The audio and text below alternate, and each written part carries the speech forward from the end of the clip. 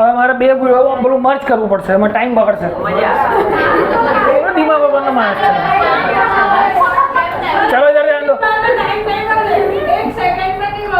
इधर ध्यान दो. मोस्ट इम्पोर्टेंट थियरी, इधर ध्यान दो. अब सिचुएशन में चेंज क्या आएगा कि 9.8 इज द वैल्यू जब ये एच हाइट है वो नेग्लिजिबल है तब की बात है. पर अब कुछ ज़्यादा हाइट से अगर कोई चीज़ फ्री फॉल कर रही है तो एच हाइट को कंसीडर करना पड़ेगा. Right now we will consider H कि एच का कोई सिग्निफिकेंस होगा एक लेवल से ज़्यादा. मतलब 6400 किलोमीटर है तो अगर मैं 1000 किलोमीटर 1200 किलोमीटर के ऊपर से अगर फ्री फॉल होता है किसी चीज़ का तो 1200 किलोमीटर 1500 किलोमीटर के ऊपर जी का वैल्यू चेंज हो जाता है. समझ में आ रहा है? तो वो जो चेंज होता है वो कितना चेंज होता है that we have to consider. तो consider a mass M freely falling under the influence of gravity from height H. अब हाइट की बात करनी है.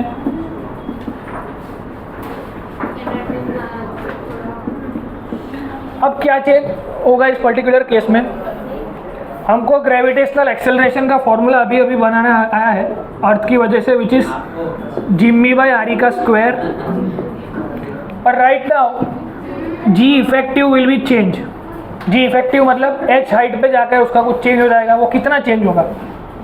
तो consider G M E upon R E plus H का होल स्क्वायर. समझ में आ रहा है formula? Now there is a change in distance R E plus H. ये पूरा डिस्टेंस कवर करना पड़ेगा आर ई प्लस एच का, because the particle is now situated at the H height. तो उसके ऊपर कितनी ग्रेविटी, कितना ग्रेविटेशनल एक्सेलरेशन लगेगा. समझ में आ रहा है? अर्थ का खुद का है जिम्मी बाई आर ई का स्क्वायर जो हमने अभी अभी सीखा, लेकिन एच हाइट के ऊपर जाकर के उसका होगा Jimmy by R E plus H का होल स्क्वायर. राइट नाउ अब क्या होगा कि भाई आर ई प्लस एच तो हो गया, सब कुछ हो गया. अब अगर किसी चीज़ को कंपैरिजन करनी है, okay, to compare we need to take ratio. इसको नाम दे दो इक्वेशन नंबर 2, इसको दे दो इक्वेशन नंबर 1.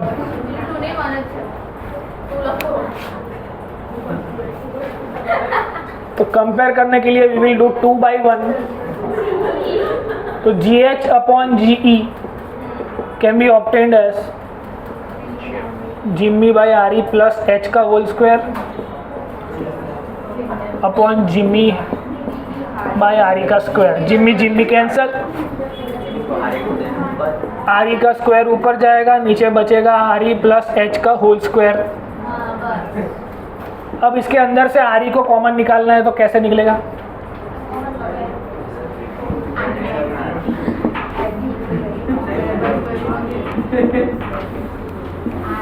टाइम पास ना कर, थियरी बहुत इंपॉर्टेंट है.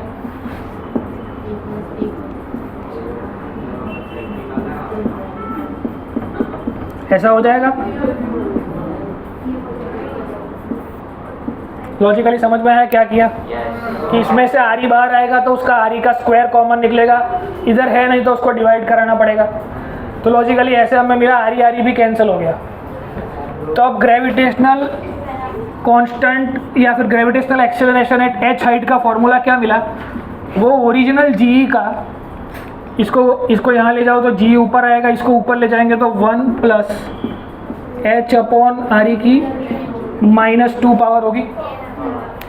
तो this is the formula of gravitational acceleration H at height H.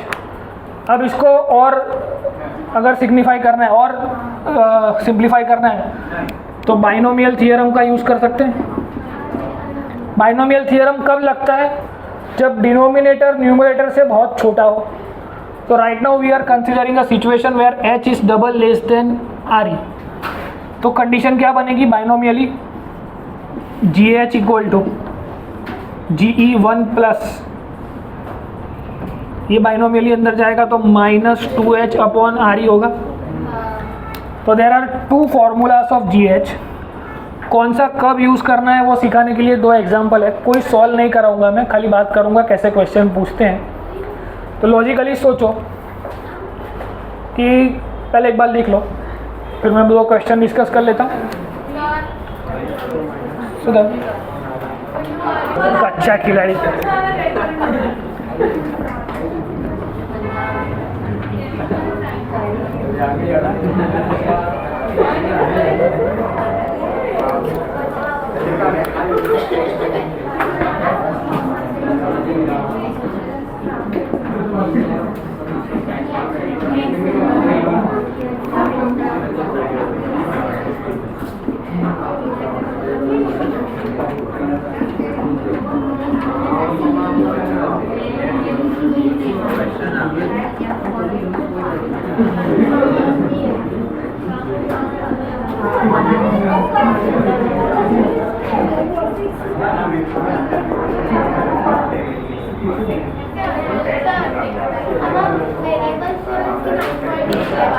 समझाओ समझाओ, इधर ध्यान दो।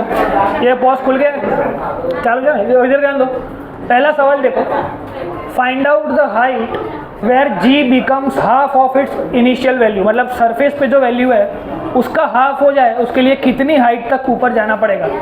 अब कंफ्यूजन क्या है, इधर ध्यान दो। वी हैव टू फॉर्मूला, एक ये फॉर्मूला है, एक ये फॉर्मूला है। अब जब ये क्वेश्चन पूछते हैं तो ऑप्शन में दोनों आंसर होते हैं, इस फॉर्मूला का भी आंसर होता है, इसका भी आंसर होता है। तो एक्साइटमेंट में आके या उस टाइम आपको एक ही याद होगा, तो आपको याद नहीं होगा कौन सा अप्लाई करना है। इसलिए वेरिंग का कंसेप्ट बहुत ध्यान से लिखना है। यहाँ तक तो डेरिवेशन आपको आ जाएगा, एनसीईआरटी में, बोर्ड्स में कोई प्रॉब्लम नहीं है।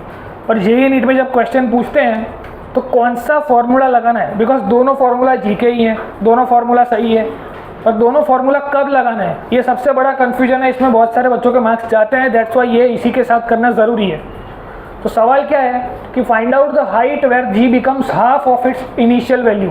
तो हाफ हो जाए उसके लिए कौन सा फॉर्मूला यूज करोगे, फर्स्ट के सेकंड?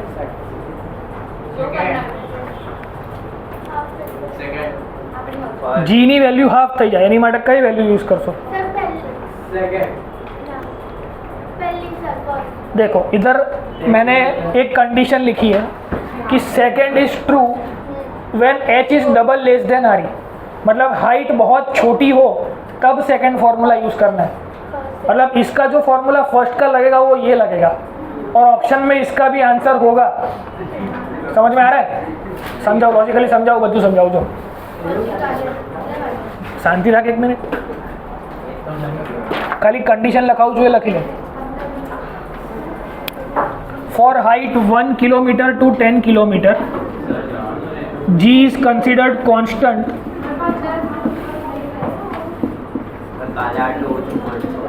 हाँ बद्दी कैसेट काले उसी तरीके से नहीं यार।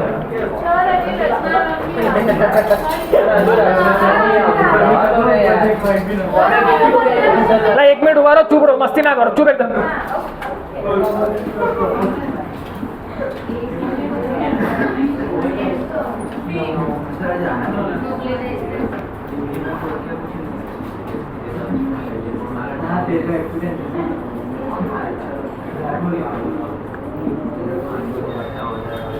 तो लॉजिकली जो हमने ये बनाया हुआ है कि भाई 10% तक जो वैल्यू आएगी उसको स्मॉल डिस्टेंस माना जाएगा, उससे बड़ी जो भी डिस्टेंस होगी उसे हम बड़ा डिस्टेंस मानेंगे। अब वेरिएशन ऑफ जी हाफ हो जाए, मतलब 9.8 से उसकी वैल्यू हाफ हो जाए, समझ में आ रहा है? तो उसके लिए तो बहुत ज़्यादा हाइट पे जाना पड़ेगा। तो that h is greater than r, मतलब वो इस दोनों के कंपैरिजन में है। समझ में आ रहा है?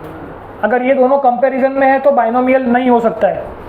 जब आपने मैथमेटिकल टूल सीखे होंगे तो आपको सिखाया होगा कि न्यूमरेटर बहुत छोटा होना चाहिए एज़ कम्पेयर टू डिनोमिनेटर, तभी बाइनोमियल एक्सप्रेशन कर सकते हैं। तो पहले मैंने मान लिया कि h is very less than r, तो बाइनोमियल कर सकते हैं। पर अगर मैं ये 400 किलोमीटर है और इसको 1500 किलोमीटर ले लूँ, 2000 किलोमीटर ले लूँ, तो ये दोनों कंपेरेबल है। अब इसको बाइनोमियली सिंप्लीफाई नहीं किया जा सकता है। समझ में आ रहा है? तो बड़ी बड़ी वैल्यू के लिए we will use first equation. तो फर्स्ट इक्वेशन कहाँ यूज़ करना है? जब 500 किलोमीटर से बड़ी बात हो तब। ये 300 किलोमीटर की बात करिए तो कौन सा इक्वेशन यूज़ करेंगे? Second equation. तो मतलब h is very less than, तो वही सेकेंड इक्वेशन यूज़ करना है। मतलब दिमाग में याद रखना है कि why do we use binomial expression. समझ में आ रहा है? बिकॉज ऑप्शन में दोनों आंसर हर साल होते हैं और एक्साइटमेंट में गलत होता है। समझ में आ रहा है? यह समझ पड़े सुधर कई फॉर्मूला लगाओ, बनने फॉर्मूला सही है। ये 2 सवाल लिखो और ये कंडीशन लिख लो, तो घर जाके आराम से ये 2 सवाल आप सॉल्व कर पाओगे। एकदम सिंपल वैल्यू है। बस तो आज के लिए इतना रखते हैं, कल डेप्थ की बात करेंगे। Okay sir.